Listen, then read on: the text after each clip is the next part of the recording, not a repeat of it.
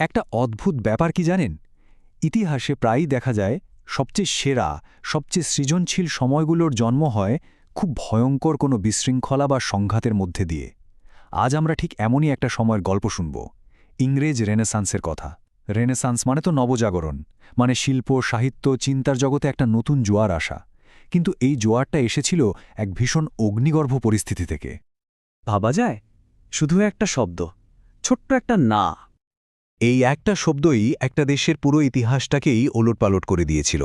কি ছিল সেই না, আর কে বা সেটা বলেছিল? চলুন সেই ইতিহাসের গভীরে ঢোকা যাক। চলুন একটু টাইম ট্রাভেল করা যাক।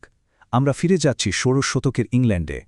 বাইরে থেকে দেখলে মনে হবে দেশটা বেশ শক্তিশালী, কিন্তু ভেতরে ভেতরে সবার অলক্ষ্যে একটা ভাঙন চলছিল। চারদিকে শুধু ভয় আর অনিশ্চয়তা। আর এই ভাঙনের মূল কারণটা ছিল ধর্ম। একদিকে ছিল দেশের প্রতিষ্ঠিত ক্যাথলিক বিশ্বাস, যেটা শতাব্দীর পর শতাব্দী ধরে চলে আসা পোপ কেন্দ্রিক একটা ব্যবস্থা। আর অন্যদিকে মাথাচাড়া দিয়ে উঠছিল প্রোটেস্ট্যান্ট মতবাদ, বাইবেলের এক নতুন ব্যাখ্যা, যা পোপের ক্ষমতাকেই সরাসরি চ্যালেঞ্জ জানাচ্ছিল। পরিস্থিতি এতটাই খারাপ ছিল যে কার বিশ্বাস কোনটা তার উপরে নির্ভর করত তার জীবন অথবা মৃত্যু। ভাবুন তো, শত শত বছর ধরে একটাই নিয়ম, একদম প্রশ্নাতীত, পোপ যা বলবেন সেটাই ঈশ্বরের কথা। ইংল্যান্ডের মানুষের আধ্যাত্মিক জীবন থেকে শুরু করে রাজনৈতিক জীবন, সবকিছুতেই পোপের ক্ষমতা ছিল চূড়ান্ত। আর ঠিক এখানেই গল্পের মোড়টা ঘুরে যায়। রাজা অষ্টম হেনরির একটা একান্ত ব্যক্তিগত সমস্যা পুরো দেশের জন্য একটা বিরাট সংকট তৈরি করে ফেলে। বলতে পারেন রাজার একরোখা জেদ একটা জাতীয় বিপ্লবের আগুন জ্বালিয়ে দিয়েছিল। রাজা হেনরির মাথায় তখন একটাই চিন্তা ঘুরছে, সিংহাসনের জন্য একজন পুত্র সন্তান চাই চাই। এই কারণে তিনি তার স্ত্রী ক্যাথরিন অফ অ্যারাগনকে ডিভোর্স দিতে চাইলেন। যদিও এর পেছনে চার্চের বিপুল সম্পত্তি আর ক্ষমতা নিজের হাতে আনার একটা রাজনৈতিক উদ্দেশ্যও ছিল, কিন্তু তখনকার নিয়ম অনুযায়ী বিবাহ বিচ্ছেদের অনুমতি দেওয়ার ক্ষমতা ছিল একমাত্র পোপের।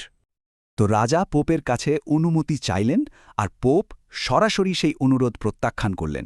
বললেন, না, এই হলো সেই ইতিহাস বদলে দেওয়া না শব্দটি।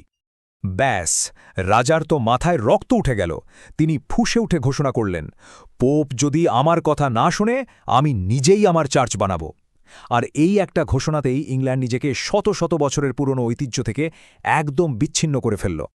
আর এর ফলাফল জন্ম হল চার্চ অফ ইংল্যান্ডের, মানে এমন একটা নতুন চার্চ যেখানে পোপের কোনো ক্ষমতা নেই, বরং রাজাই হলেন সর্বোচ্চ ক্ষমতার অধিকারী। এটা ছিল রাজার ব্যক্তিগত আর রাজনৈতিক বিদ্রোহের এক সরাসরি ফল, আর এর সাথে সাথে চার্চের বিশাল সম্পদও রাজার নিয়ন্ত্রণে চলে এলো। কিন্তু হেনরির মৃত্যুর পর গল্পটা আরও ভয়ঙ্কর, আরও অন্ধকার দিকে মোড় নেয়। সিংহাসনে বসলেন তার মেয়ে রানী প্রথম মেরি। তার একটাই মিশন ছিল বাবার সিদ্ধান্তের প্রতিশোধ নেওয়া, দেশকে আবার পুরনো ক্যাথলিক বিশ্বাসে ফিরিয়ে আনা।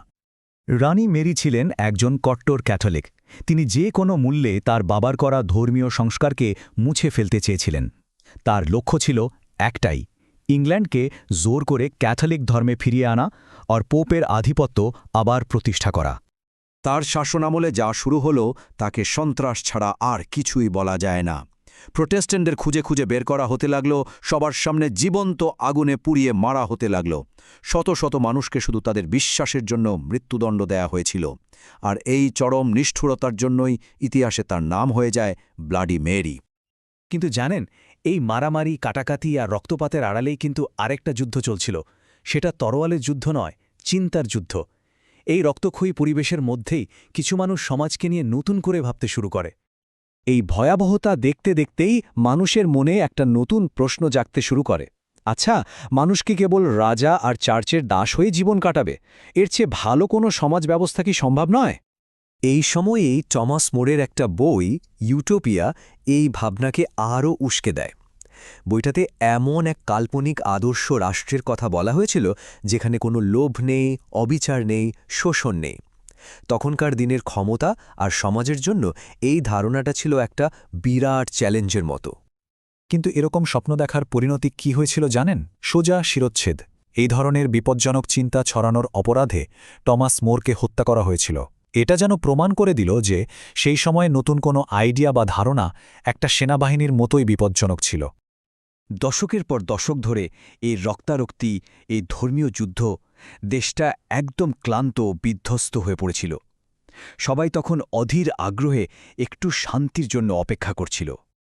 তাহলে দেখুন ক্ষমতার পালাবদলটা কিভাবে হল। প্রথমে রাজা হেনরি রোমের সাথে সম্পর্ক ছিন্ন করলেন। তারপর তার মেয়ে মেরি এসে দেশকে আবার ক্যাথলিক বানানোর জন্য এক ক্রমাবিশ শাসন চালালেন।